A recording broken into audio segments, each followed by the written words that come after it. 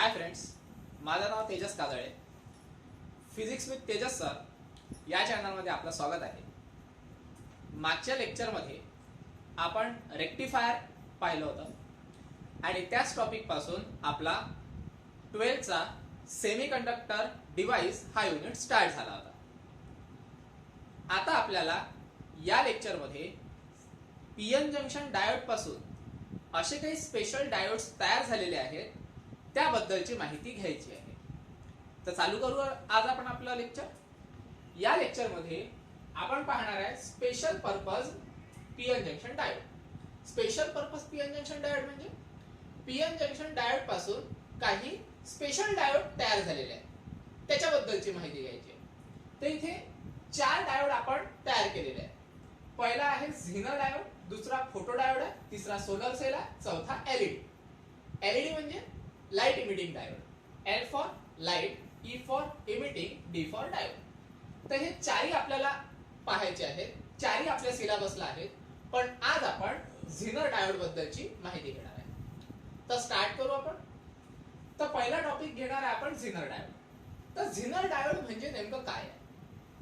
तर इथे मी 2 डायोड काढलेले आहेत. एक नॉर्मल पीएन जंक्शन डायोड आहे आणि एक खाली काढलेला आहे मी झिनर डायोड.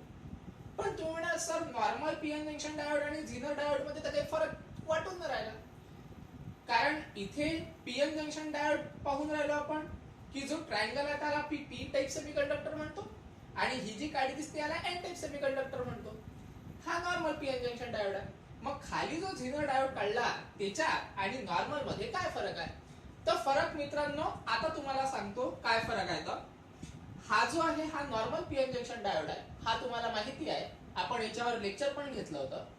आता खालचा जो झिनर डायोड आहे यामध्ये फरक काय पहा. हा जो एन टाइप सेमीकंडक्टर आहे म्हणजे ही जी काडी आहे या काडीचे जे 2 तंगडे आहे हे फक्त आपण तंगडे काय करतो ओढतो इकडे. एक इकडे ओढतो आणि एक इकडे ओढतो. जेव्हा अशा पद्धतीचं सिम्बॉल दिसत असेल किंवा अशा पद्धतीचं सिम्बॉल जर आपल्याकडे असेल तर याला म्हटलं जाते झिनर डायोड. मग हा जो झिनर डायोड आहे याच्यामध्ये स्पेशालिटी काय आहे? तर स्पेशालिटी मित्रांनो एकच आहे की नॉर्मल पीएन जंक्शन डायोड हा लाइटली डोप असतो. म्हणजे याच्यामध्ये जे आपण डोपिंग करतो किंवा यामध्ये जे आपण या सेमीकंडक्टर मध्ये जे आपण ऍड करतो इम्प्युरिटी ही कमी प्रमाणात इम्प्युरिटी ऍड करतो. पण झिनर डायोड मध्ये आपण जी इम्प्युरिटी ऍड करतो ही जास्त प्रमाणात ऍड करतो. म्हणून त्या झिनर डायोडला आपण हेवीली डोप असं म्हणतो. कारण जर समजा तुमच्याकडे एखादा पीएन जंक्शन डायोड आहे. पीएन जंक्शन डायोड म्हणजे काय? पी टाइप सेमीकंडक्टर आणि एन टाइप सेमीकंडक्टर. आता पी टाइप सेमीकंडक्टर म्हणजे त्यामध्ये आपण ट्रायव्हॅलेंट इम्प्युरिटी ऍड करतो. तर ती जी इम्प्युरिटी ऍड करून राहिलो आपण ट्रायव्हॅलेंट इम्प्युरिटी ही आपण थोड्याशा जास्त प्रमाणात ऍड करतो as compared to normal diode. तसंच एन टाइप सेमीकंडक्टर असते. तर एन टाइप सेमीकंडक्टर मध्ये आपण पेंटाव्हॅलेंट इम्प्युरिटी ऍड करतो. तर पेंटाव्हॅलेंट इम्प्युरिटी पण आपण थोड्याशा जास्त प्रमाणात ऍड करतो as compared to normal diode. तर जेव्हा हे जास्त प्रमाणात इम्प्युरिटी ऍड केल्यानंतर जे एन टाइप सेमीकंडक्टर आणि पी टाइप सेमीकंडक्टर आपल्याला मिळतो आणि जेव्हा आपण त्याला जोडतो तेव्हा आपल्याला मिळतो झिनर डायोड. मग हीच एक स्पेशालिटी आहे का? आपण फक्त हेवीली डोप केलं तर हीच एक स्पेशालिटी आहे का? नाही. स्पेशालिटी अजून एक आहे की हा जो झिनर डायोड आहे हा झिनर डायोड नेहमी ब्रेकडाऊन रिजन मध्ये ऑपरेट होतो. किंवा तुम्ही असे म्हणू शकता हा जो झिनर डायोड आहे हा झिनर डायोड ब्रेकडाऊन रिजन मध्येच काय होतो वर्किंग करतो. मग ब्रेकडाऊन रिजन हे आपल्याकडे 2 प्रमाणे ब्रेकडाऊन रिजन आहे. एक आहे ॲव्हलांच ब्रेकडाऊन आणि एक आहे झिनर ब्रेकडाऊन. तर सगळ्यात पहिले आपण ॲव्हलांच ब्रेकडाऊन काय आहे हे समजून घेऊ. तर ते जे ॲव्हलांच ब्रेकडाऊन आहे हे ॲव्हलांच ब्रेकडाऊन आपण या 2 डायग्रामच्या माध्यमातून समजून घेणार आहे. तर कशा पद्धतीने पहा. आता आपल्याकडे कन्सिडर करा नॉर्मल पीएन जंक्शन डायोड आहे. नॉर्मल पीएन जंक्शन डायोड म्हणजे की ज्यामध्ये आपण लाइटली डोपिंग केलेलं आहे. म्हणजे जी इम्प्युरिटी ऍड करतोय आपण ती इम्प्युरिटी एकदम कमी प्रमाणात ऍड करतो आहे. असे नॉर्मल पीएन जंक्शन आहे. पीएन जंक्शन डायोड आहे माझ्याकडे. आता हे जे पीएन जंक्शन डायोड आहे यामध्ये पी टाइप सेमीकंडक्टर मध्ये सगळ्यात जास्त होल्स चार्ज कॅरियर राहतील आणि एन टाइप सेमीकंडक्टर मध्ये सगळ्यात जास्त इलेक्ट्रॉन्स चार्ज कॅरियर राहतील. हे तुम्हाला माहिती आहे. आता इथे होते काय पहा.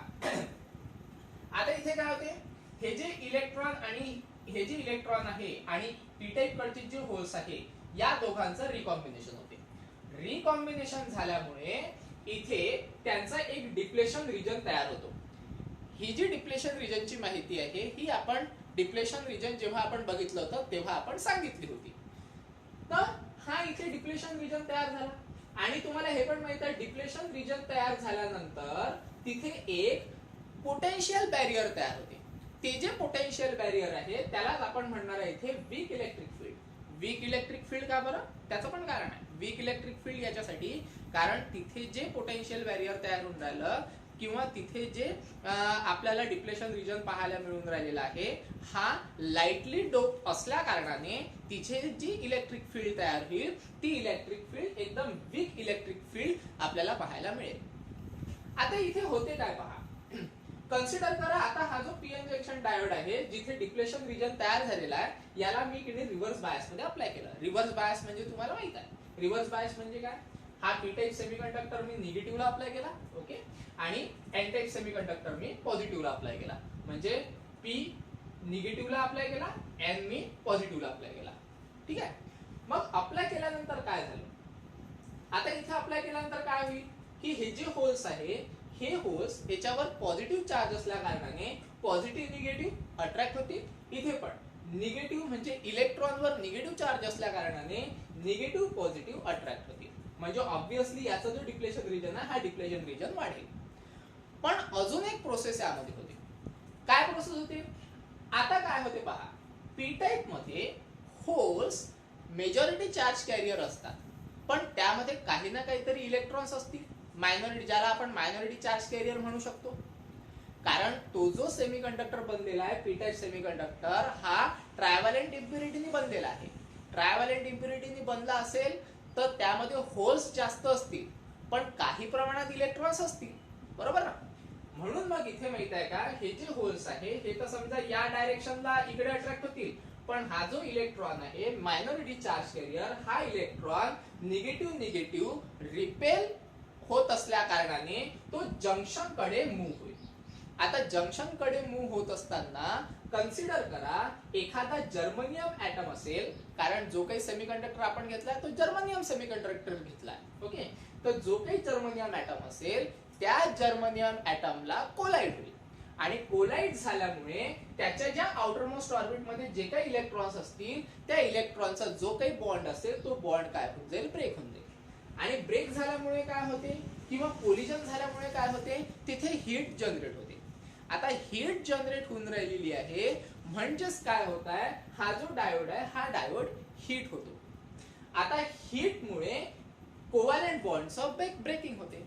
आता कोव्हॅलेंट बॉन्डचं ब्रेकिंग होऊन राहिलेलं आहे म्हणजे तिथे सगळ्यात जास्त इलेक्ट्रॉन्स तयार होऊन राहिलेले आहेत.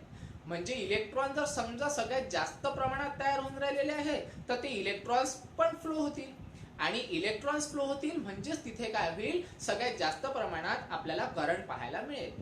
म्हणजेच काय तर इथे इन शॉर्ट जर समजा सांगायचं झालं तर या डायोड मध्ये, नॉर्मल डायोड मध्ये ज्या वेळेस इलेक्ट्रॉन हे सगळ्यात जास्त प्रमाणात तयार होतील म्हणजे सगळ्यात जास्त प्रमाणात करंट मिळेल आपल्याला, तर तेव्हा त्याला आपण काय म्हणत असतो, अॅव्हलॅंच ब्रेकडाऊन असं म्हणत असतो.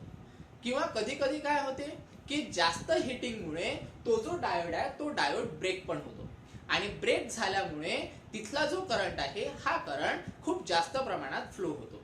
तर याला काय म्हटलं जाते, अॅव्हलॅंच ब्रेकडाऊन. म्हणजे तुम्ही इन शॉर्ट असे लक्षात ठेवू शकता की हिटिंगमुळे इलेक्ट्रॉनचा जो बॉन्ड आहे तो ब्रेक होतो, सगळ्यात जास्त इलेक्ट्रॉन तिथे जमा होतात आणि ते फ्लो व्हायला सुरुवात होतं आणि फ्लो होत असताना तिथे करंट प्रोड्यूस होतो. ठीक आहे, तर याला काय म्हटलं जाते, अॅव्हलॅंच ब्रेकडाऊन. त्याच्यानंतर आता पाहू आपण झिनर ब्रेकडाऊन. आता झिनर ब्रेकडाऊन मध्ये आपण घेतलेला आहे झिनर डायोड. आता तुम्ही म्हणाल सर दोन्ही तर सारखेच आहे, पी टाईप घेतलेला आहे त्याच्यात होल्स आहे, एन टाईप आहे त्याच्यात इलेक्ट्रॉन्स आहे, काय फरक आहे, फरक तुम्हाला जाणवेल. काय फरक दिसून राहिला पहा. कन्सिडर करा हा आपला नॉर्मल सेमीकंडक्टर आहे, नॉर्मल सेमीकंडक्टर डायोड आहे किंवा पीएन जंक्शन डायोड आहे. यामध्ये पी टाईप मध्ये फक्त 9 होल्स आहेत. 9 होल्स म्हणजे 1 2 3 4 5 6 7 8 9 आणि याच्यात किती होल्स आहे, ऍज कम्पेअर टू धिस याच्यात जास्त होल्स आहे.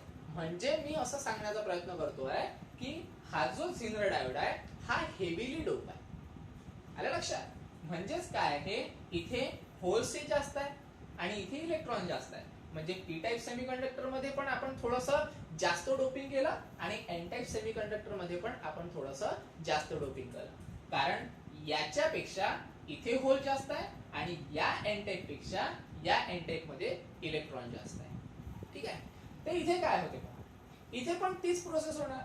हे जे इलेक्ट्रॉन्स आहे हे इलेक्ट्रॉन्स इथून आपल्या होल सोबत रिकॉम्बिनेशन करतील. रिकॉम्बिनेशन होत असताना तिथे एक डिप्लेशन रिजन तयार होईल. पण मित्रांनो तुम्ही इथे पण नोटीस करा, इथे जो डिप्लेशन रिजन आहे हा डिप्लेशन रिजन खूप मोठा होता म्हणून इलेक्ट्रिक फील्ड आपल्याला वीक मिळाली होती. पण इथे जो डिप्लेशन रिजन मिळून राहिला हा डिप्लेशन रिजन स्मॉल आहे. स्मॉल असल्या कारणाने इथे जे पोटेन्शियल बॅरियर तयार होईल किंवा इथे जी इलेक्ट्रिक फील्ड तयार होईल ती electric field strong electric field राहील. मग इथे माहित आहे का, हीट जनरेट झाल्यामुळे कोव्हॅलेंट बॉन्ड ब्रेक झाला. पण इथे माहित आहे का, स्ट्रॉंग इलेक्ट्रिक फील्ड मुळे कोव्हॅलेंट बॉन्ड ब्रेक होणार आणि तिथे सगळ्यात जास्त इलेक्ट्रॉन डेव्हलप होणार. मग पुन्हा तीच प्रोसेस, इलेक्ट्रॉन जास्त डेव्हलप झाले म्हणजे ते फ्लो करतील, म्हणजेच आपल्याला खूप जास्त प्रमाणात काय मिळेल, इथे करंट पाहायला मिळेल. मग आता इथे पण किती सगळ्यात जास्त प्रमाणात करंट पाहायला मिळून राहिला, तर याला म्हटलं जाते झिनर ब्रेकडाऊन. आलं लक्षात? म्हणजे इथे पण जास्त प्रमाणात करंट मिळतो पण इथे कोव्हॅलेंट बॉन्ड ब्रेक होतो. का बरं ब्रेक होतो? हिटिंग मुळे. आणि इथे कोव्हॅलेंट बॉन्ड ब्रेक होतो कशामुळे, तर स्ट्रॉंग इलेक्ट्रिक फील्ड मुळे. ठीक आहे. मग इथे हीट का बरं होतो, कारण मायनॉरिटी चार्ज कॅरियर हा जर्मनियमच्या ऍटमला कोलाइड होतो. कोलिजन मुळे हीट होतो. ठीक आहे. आणि इथे स्ट्रॉंग इलेक्ट्रिक फील्ड मुळे कोव्हॅलेंट बॉन्ड ब्रेक होतो. तर हा आहे दोघांमधला फरक, अॅव्हलॅन्च मधला आणि झिनर मधला. तर हे मिळालं आपल्याला झिनर ब्रेकडाऊन. आता या झिनर ब्रेकडाऊन वरून आपल्याला झिनर डायोडचे कॅरेक्टरिस्टिक्स पाहायचे. कॅरेक्टरिस्टिक्स पण एकदम इझी आहे. कॅरेक्टरिस्टिक्स मध्ये काय होते पहा. समजा माझ्याकडे आता कॅरेक्टरिस्टिक जे पाहतो आपण ते कोणते कॅरेक्टरिस्टिक्स असतात, व्हीआय कॅरेक्टरिस्टिक्स किंवा याला आयव्ही कॅरेक्टरिस्टिक्स असं सुद्धा म्हटलं जाते. व्हीआय किंवा आयव्ही का बरं? कारण जे काही आपण कॅरेक्टरिस्टिक्स पाहतो ते कॅरेक्टरिस्टिक्स आपण XY ऍक्सिस वर पाहतो. तर एक्स ऍक्सिस वर घेतो आपण व्होल्टेज आणि Y ऍक्सिस वर घेतो आपण करंट. म्हणून याला काय म्हटलं जाते, व्हीआय कॅरेक्टरिस्टिक्स किंवा मग आयव्ही कॅरेक्टरिस्टिक्स. म्हणजेच व्होल्टेजच्या अकॉर्डिंग करंट किती डेव्हलप होत आहे किंवा व्होल्टेजच्या अकॉर्डिंग करंट कसं मिळत आहे त्याला म्हटलं जाते व्हीआय कॅरेक्टरिस्टिक्स किंवा मग त्याला आपण आयव्ही कॅरेक्टरिस्टिक्स असं सुद्धा म्हणू शकतो. मग व्हीआय कॅरेक्टरिस्टिक्स किंवा आयव्ही कॅरेक्टरिस्टिक्स कोणाचे पाहायचे आपल्याला, ऑफ झिनर डायोड. झिनर डायोड. आता हे आपल्याला माहित आहे का, झिनर ब्रेकडाऊनच्या माध्यमातूनच पाहायला मिळणार आहे. आता पहा, झिनर डायोड आपण काय म्हटलं, आपण जे ब्रेकडाऊन पाहिलं हे रिव्हर्स बायस मध्ये पाहिलं. का बरं रिव्हर्स बायस मध्ये? कारण जो झिनर डायोड आहे हा झिनर डायोड फॉरवर्ड बायस मध्ये जेव्हा आपण अटॅच करतो किंवा फॉरवर्ड बायस मध्ये जेव्हा आपण त्याला बॅटरी अटॅच करतो त्यावेळेस त्याचे जे फॉरवर्ड कॅरेक्टरिस्टिक्स आहेत हे फॉरवर्ड कॅरेक्टरिस्टिक्स नॉर्मल डायोड सारखेच आपल्याला पाहायला मिळतात. आता जर समजा झिनर डायोड आहे त्याला आपण किती फॉरवर्ड बायस मध्ये अप्लाय केल्यानंतर फॉरवर्ड कॅरेक्टरिस्टिक्स त्याचे कोणासारखे येतील, तर नॉर्मल पीएन जंक्शन डायोडच्या फॉरवर्ड बायस सारखे. बरोबर आहे. त्यामुळे आपण त्याला फॉरवर्ड मध्ये कधीच अटॅच करत नाही, कारण दोघांचे कॅरेक्टरिस्टिक्स काय राहतील तिथे सारखे राहतील. कारण नॉर्मल पीएन जंक्शन डायोडचं फॉरवर्ड कॅरेक्टरिस्टिक्स आणि झिनर डायोडचं फॉरवर्ड कॅरेक्टरिस्टिक्स हे दोन्ही सारखेच आहे. तर मग झिनर डायोडला कशाला फॉरवर्ड मध्ये टाकायचं, पीएन जंक्शन डायोडला फॉरवर्ड मध्ये टाकायचं, असा तो कन्सेप्ट आहे. म्हणून आपण झिनर डायोडला कधीच आपण फॉरवर्ड मध्ये टाकत नाही. मग झिनर डायोडचं स्पेशल कॅरेक्टरिस्टिक्स काय आहे, ते रिव्हर्स बायस मध्ये सगळ्यात जास्त चांगलं वर्क करू शकते कोणापेक्षा, फॉरवर्ड पेक्षा. तर आता त्याचे रिव्हर्स कॅरेक्टरिस्टिक्स पाहू. रिव्हर्स कॅरेक्टरिस्टिक्स मध्ये काय होते, जसं जसं तुम्ही व्होल्टेज अप्लाय करता, व्होल्टेज अप्लाय करत असताना त्याचा जो करंट आहे हा एकदम मायन्यूट प्रमाणात काय होतो, वाढत असतो, एकदम मायन्यूट प्रमाणात. पण एक वेळ अशी येते की जिथे तो जो करंट आहे तो करंट एकदम रॅपिडली वाढताना आपल्याला दिसतो. तर जिथे रॅपिडली करंट वाढताना आपल्याला दिसतो ती जी जागा आहे किंवा तो जो पॉइंट आहे त्या पॉइंटला आपण म्हणतो झिनर व्होल्टेज किंवा त्याला आपण म्हणतो झिनर ब्रेकडाऊन व्होल्टेज. की तिथपर्यंत जो काही करंट आहे हा एकदम नॉर्मली वाढत राहतो, एकदम निग्लिजिबल वाढतो. पण एक वेळ अशी येते की त्याच्यानंतरही आपण व्होल्टेज जर समजा वाढवायचा प्रयत्न केला तर तिथे करंट आपल्याला सगळ्यात जास्त प्रमाणात वाढताना दिसतो. आणि त्या ठिकाणी जे व्होल्टेज आहे ते व्होल्टेज कॉन्स्टंट राहते, जे काही व्होल्टेज आहे ते कॉन्स्टंट व्होल्टेज राहते, पण करंट हा रॅपिडली वाढताना आपल्याला दिसतो. ठीक आहे. तर हे आहे रिव्हर्स कॅरेक्टरिस्टिक्स. कोणाचे रिव्हर्स कॅरेक्टरिस्टिक्स आहे ते झिनर डायोडचे, किंवा आपण त्याला सिम्पली कॅरेक्टरिस्टिक्स ऑफ झिनर डायोड असं सुद्धा म्हणू शकतो. कारण फॉरवर्ड मध्ये तो कोणासारखा वर्क करतो, नॉर्मल पीएन जंक्शन डायोड सारखा वर्क करतो, म्हणून ग्राफ पण तो नॉर्मल पीएन जंक्शन डायोड सारखा देतो. पण रिव्हर्स बायस मध्ये त्याचा जो ग्राफ आहे तो ग्राफ अशा पद्धतीने आपल्याला पाहायला मिळतो. तर हा जो रिजन आहे याच रिजनला म्हटला ते ब्रेकडाऊन रिजन.